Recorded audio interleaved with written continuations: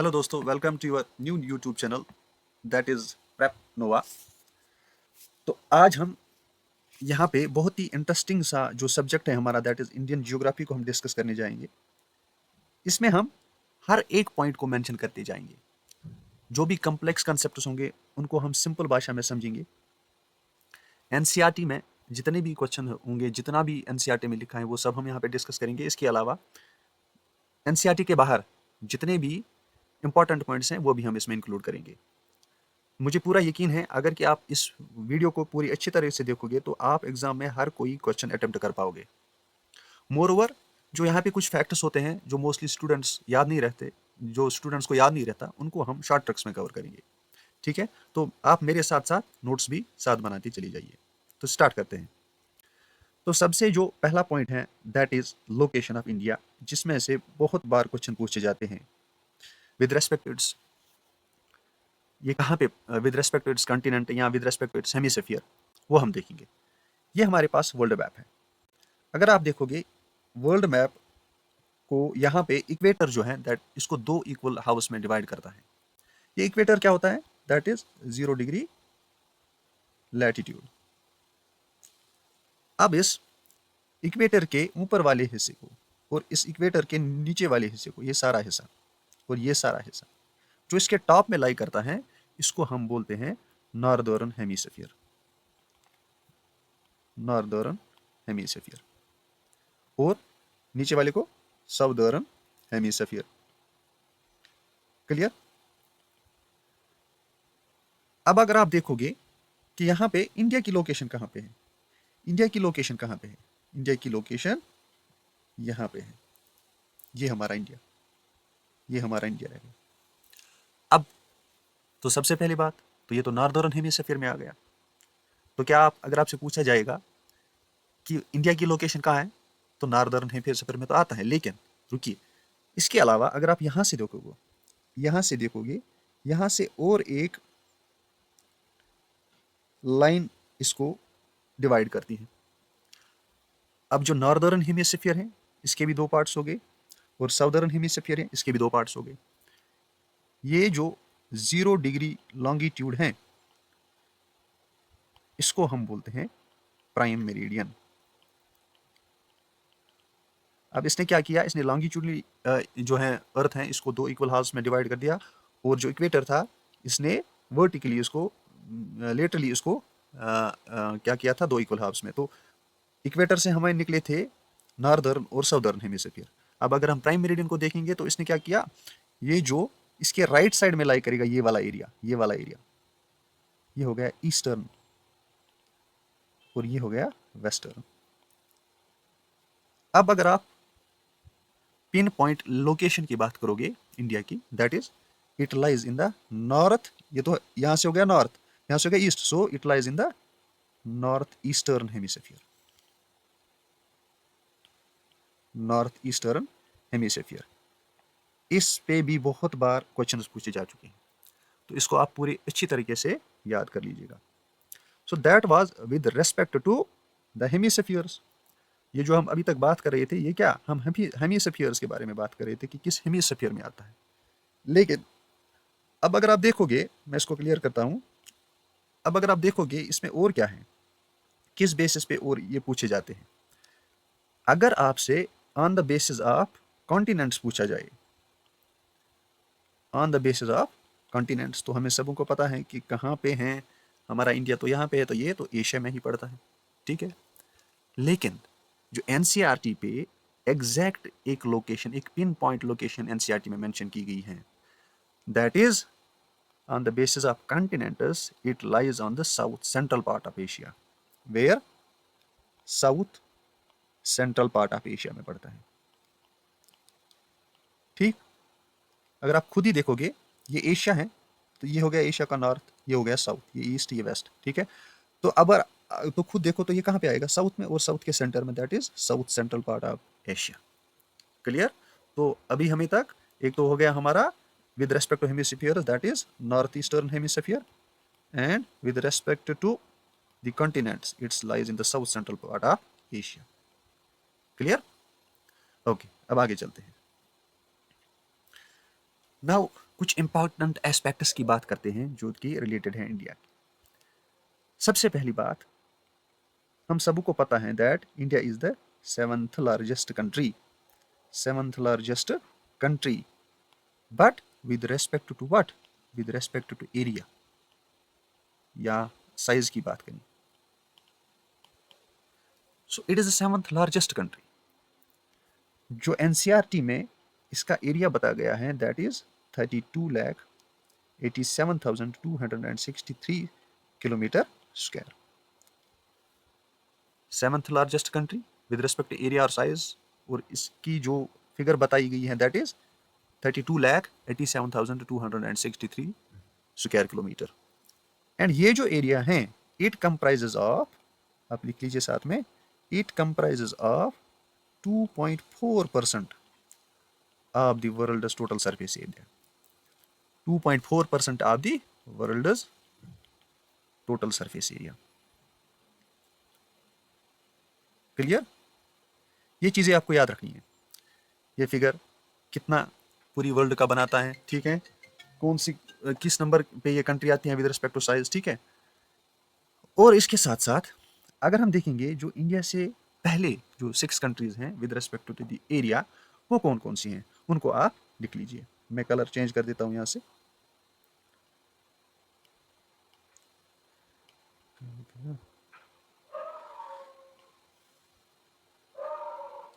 सबसे पहले नंबर पे आएगा रशिया, देन उसके बाद आएगा कनाडा, ठीक, उसके बाद आएगा China, USA, Brazil, sixth Australia. तो कौन कौन? एक तो Russia, Canada, China, USA, Brazil and Australia. Clear? तो इनको याद रखने के लिए भी एक ट्रिक है, आप टेंशन मत लीजिए। इनको याद रखने के लिए मैंने एक ट्रिक बनाई है जो आप नोट कर सकते हैं। अगर आपको ये, वैसे तो ज़्यादा नहीं है, 6 ही है इससे पहले की, तो फिर भी अगर आप लिखना चाहो तो आप लिख सकते हो। That is really clever children understand basic arithmetic. Really clever children understand basic arithmetic. Easy है ना? आर फॉर रशिया, सी से कनाडा हो गया, सी से चाइना हो गया, यूएसए, बी से ब्राजील, ए से ऑस्ट्रेलिया। तो ये ट्रिक आप याद रख सकते हो with respect to the 6 countries that precede India with respect to the size. Clear? अब आगे चलते हैं। अब बहुत ही इंपॉर्टेंट एस्पेक्ट है इंडिया का जो कि मोस्टली पूछा जाता है with respect to its latitudinal and longitudinal extent, यानी कि इंडिया की एक्सट्रीम पॉइंट्स कहाँ पे हैं। इंडिया की एक्सट्रीम पॉइंट्स कहाँ पे हैं? तो ये हो गया हमारा नॉर्थ साइड, ये हो गया साउथ, ये है ईस्ट, ये हो गया वेस्ट। तो हमें इन चारों डायरेक्शंस में देखना है कि इसकी एक्सट्रीम पॉइंट कहाँ पे है। तो अगर हम नॉर्थ से स्टार्ट करेंगे तो नॉर्थ से जो इसका मोस्ट एक्सट्रीम पॉइंट यहाँ पे बनेगा दैट इज ताशकुरगन। ताशकुरगन।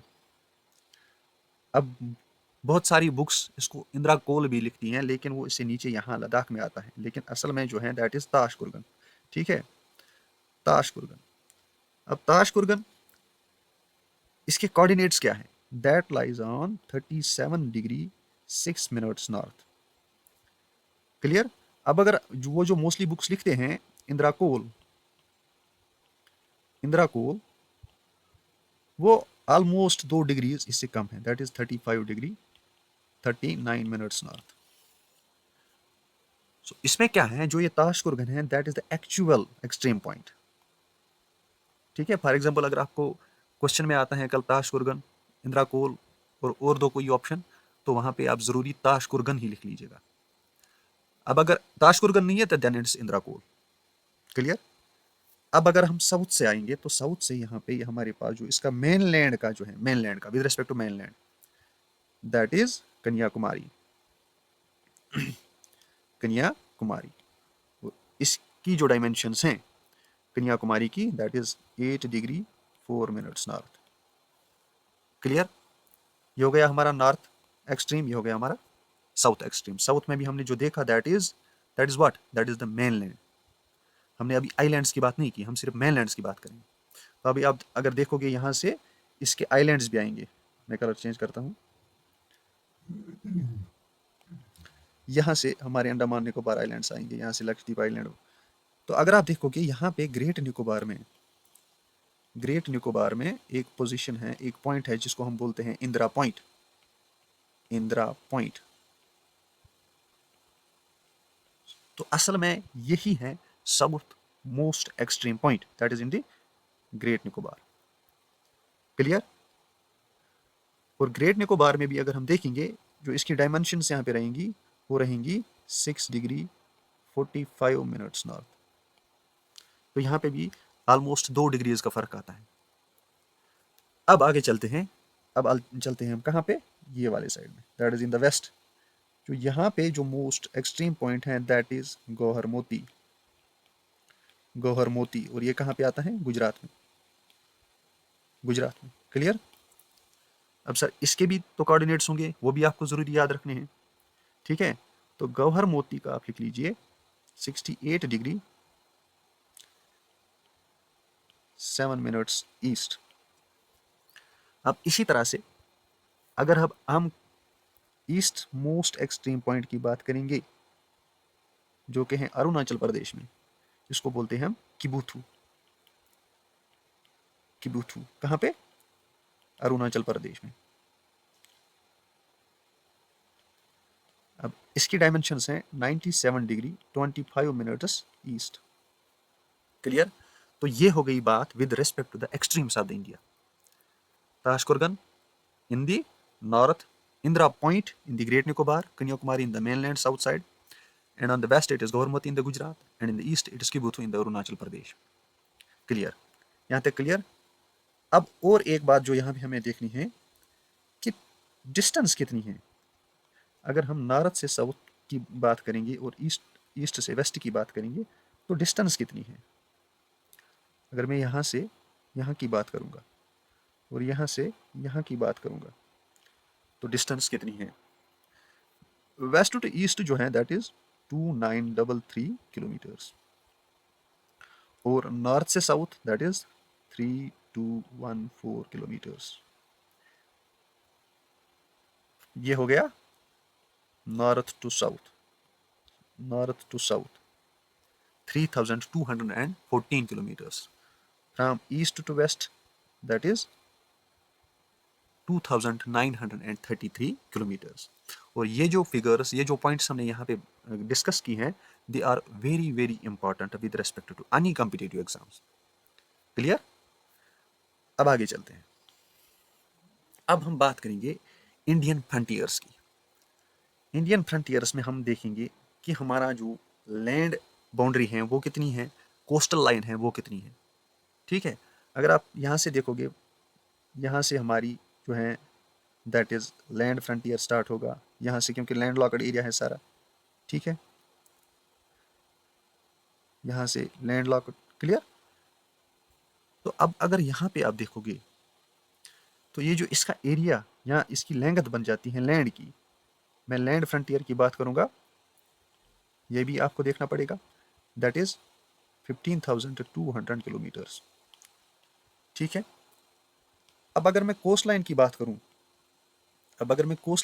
करूँ, यहाँ से कोस्ट लाइन ईस्ट और वेस्ट साइड से जो कोस्ट लाइन हमारी है, ठीक है, इसको देखेंगे तो एनसीईआरटी पे अब 2 फिगर्स हैं। एक है विदाउट आइलैंड्स।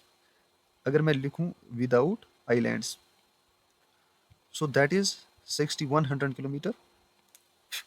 अब मगर बात करूंगा मैं including islands, then it will be 7516.6 kilometre. ठीक है, हमने देखा लैंड फ्रंटियर कितना है, हमने देखा जो है हमारा कोस्टल लाइन वो कितनी है without islands and including islands. ये जो फिगर है ये तो हमारी एनसीईआरटी में मेंशन है, लेकिन इस केस में एक ट्विस्ट है। ट्विस्ट क्या है कि ministry of port shipping and waterways ने क्या किया, इसने कोस्ट लाइन अपडेट कर दी।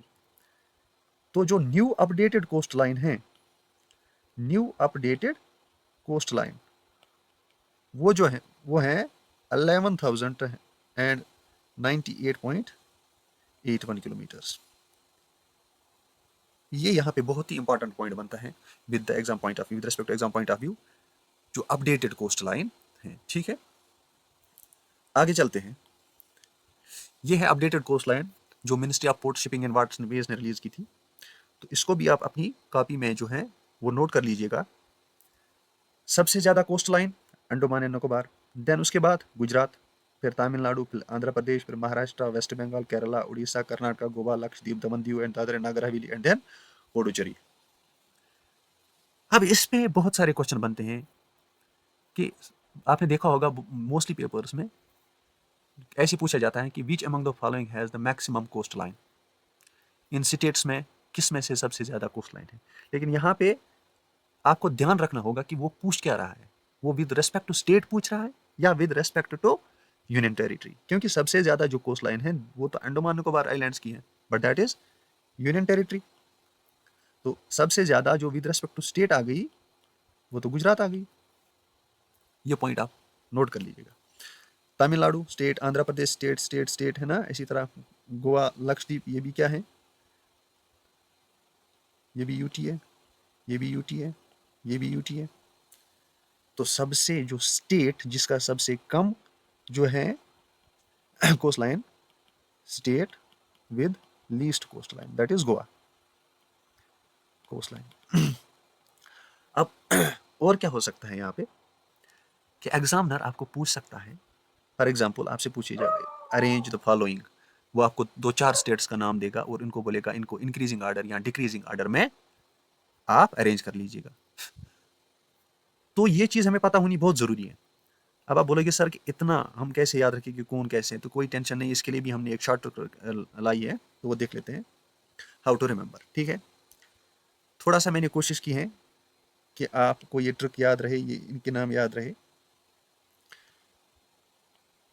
मैं ये ट्रिक लिख रहा हूँ, आज गोलू टिफिन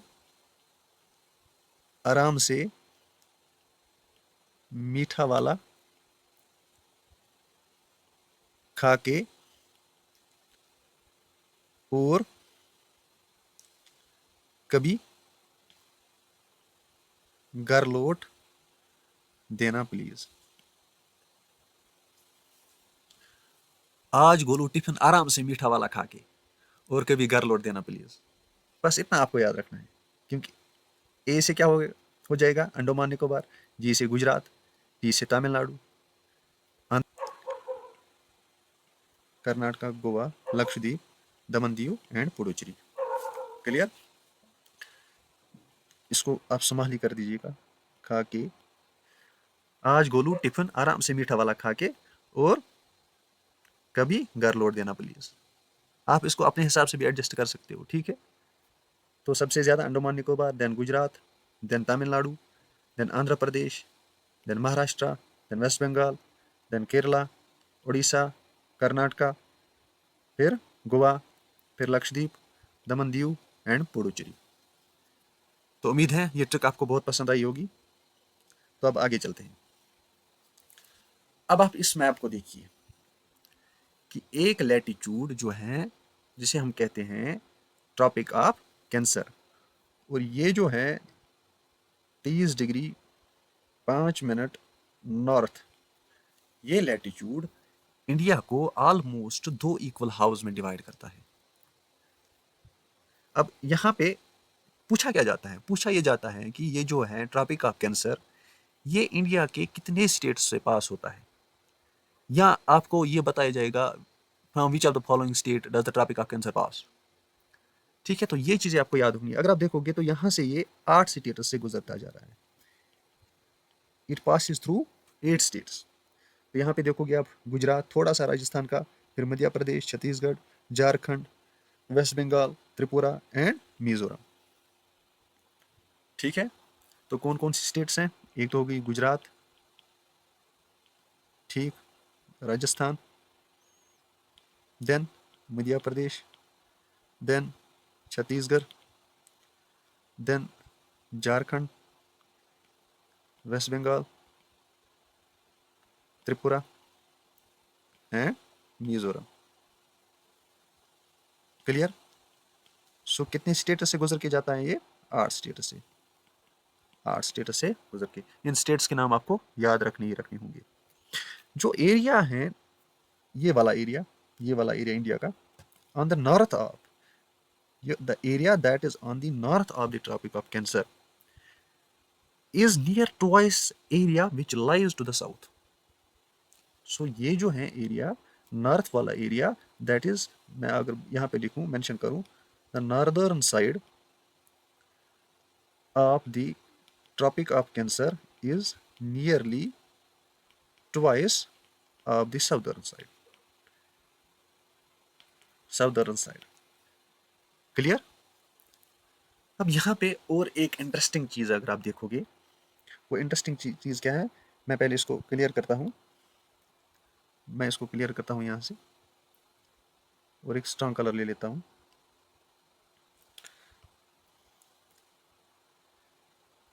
चलिए चलिए मैं ये वाला कलर लेता हूँ, ठीक है। अब अगर आप यहाँ पे देखोगे, ये जो ट्रॉपिक ऑफ कैंसर यहाँ से जाता है इन 8 स्टेट से होके, यहाँ पे एक चीज़ जो आपको याद रखनी है, जो रांची है, रांची झारखंड की कैपिटल, अगर मैं झारखंड की कैपिटल की बात करूंगा तो वो यहाँ पे आएगी। So this is the only capital city. कौन? Ranchi. Ranchi is the only capital city that lies exactly on the tropic of cancer, on the tropic of cancer। बाकी जितने भी स्टेट्स हैं, या तो वो इसके नॉर्थ साइड में पड़ती हैं या इसके साउथ साइड में पड़ती हैं। ठीक है, अगर आप जयपुर की बात करोगे, ठीक है, राजस्थान की, राजस्थान की है ना, तो वो यहाँ यहाँ पे आएगी ऑलमोस्ट। ठीक है, इसी तरह अगरतला, किसकी कैपिटल है अगरतला? त्रिपुरा की, है ना, वो भी ऊपर ही आएगी। ये ग्रीन में नहीं शो हो रहा है, मैं इसको कलर चेंज करता हूँ तो इसका यहाँ पे आएगी। इसी तरह एजवाल, वो भी यहाँ पे आएगी, जो मिजोरम की हैं। तो अगर मैं इनका नाम लिखूं, अगरतला, एजवाल और ये Jaipur, these 3 capital cities lie to the north of the tropic of the cancer। बाकी जितनी भी है, अगर आप गुजरात की गांधीनगर, ठीक है, फिर इसी तरह से आप भोपाल एमपी की, क्लियर, छत्तीसगढ़ की जो है, अच्छा, कोलकाता वेस्ट बंगाल की, छत्तीसगढ़ का हमने मेंशन नहीं किया, रायपुर, ठीक है, ये जितने भी हैं, they lie on the south of the Tropic of the Cancer. Colour में से मैं चेंज कर दूंगा, यहाँ पे, यहाँ पे क्या है ये, गांधीनगर, क्लियर, मध्य प्रदेश की भोपाल, इसी तरह रायपुर, और इसी तरह Kolkata. They lie on the south of the Tropic of the Cancer. तो ये चीजें भी आपको याद रखनी है। अब आगे चलते हैं। अब यहाँ पे देखिए, अभी तक हमने देखा था ट्रॉपिक ऑफ कैंसर को, अब और एक, लेकिन वो था लैटिट्यूड, अब ये है लॉन्गिट्यूड। 82 डिग्री 30 मिनट्स ईस्ट, जिसे हम इंडियन स्टैंडर्ड टाइम बोलते हैं, आईएसटी। ये भी इंडिया से होके गुजरता है। तो यहाँ पे भी आपको देखना पड़ेगा कि कहाँ कहाँ से, कितनी स्टेट से गुजरता है। तो अगर आप देख पाओगे यहाँ से, तो 5 स्टेट से गुजरता है। यहाँ यूपी से, फिर थोड़ा सा मध्य प्रदेश से, फिर छत्तीसगढ़, उड़ीसा एंड आंध्र प्रदेश, है ना। तो कितनी स्टेट्स आ गई? 5 स्टेट्स। कौन कौन सी? UP, MP, clear, then Chhattisgarh, then Orissa, and fifth one is Andhra Pradesh. Clear. अब यहाँ पे आपने एक चीज नोटिस की होगी कि एक स्टेट ऐसी है कि जिससे होके दोनों के दोनों जो है, यानी कि ट्रॉपिक ऑफ कैंसर और आईएसटी दोनों से पास होता है, दोनों इससे गुजरते हैं। तो कौन सी है? तो दैट इज अवर छत्तीसगढ़। यहाँ पे आप देखोगे। क्लियर।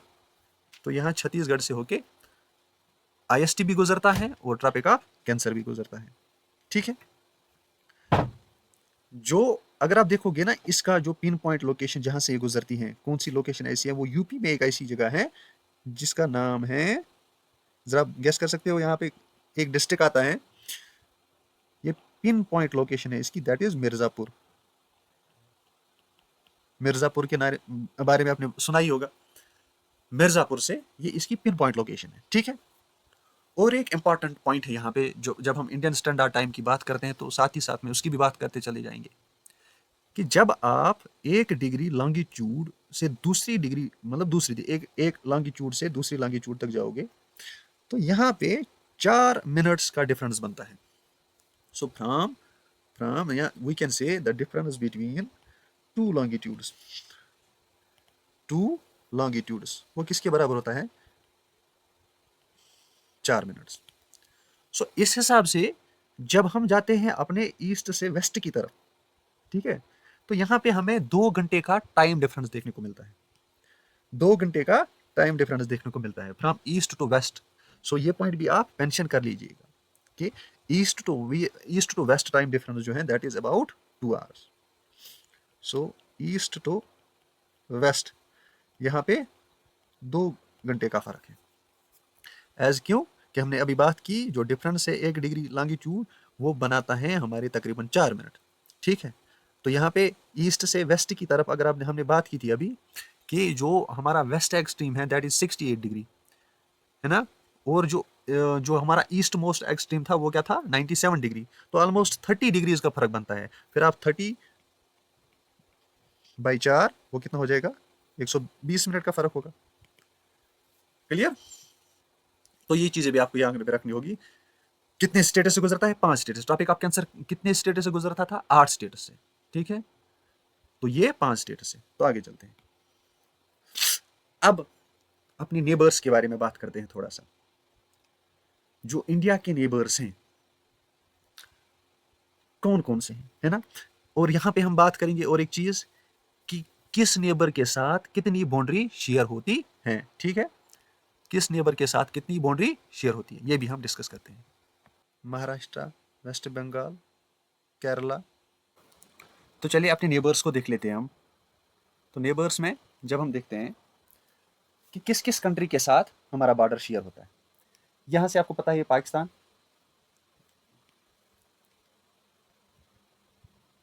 यहाँ से पाकिस्तान, ठीक, और यहाँ से यहाँ पे थोड़ा सा बॉर्डर अफगानिस्तान के साथ शेयर होता है।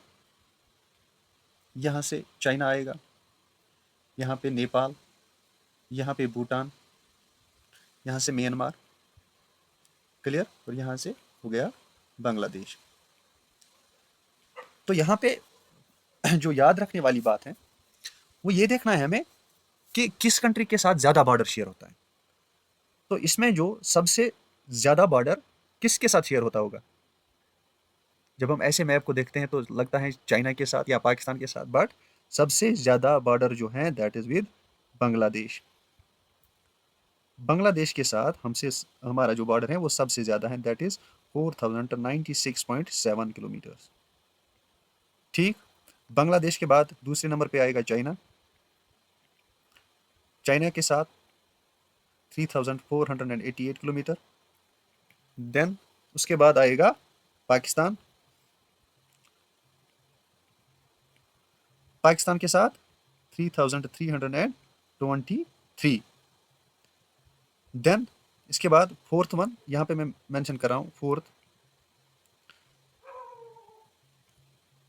नेपाल के साथ कितना?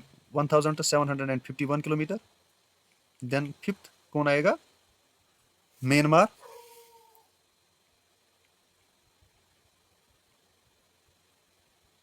$1643। Sixth Bhutan. 699 kilometre, then last में अफगानिस्तान। ठीक है, दैट इज 106 किलोमीटर।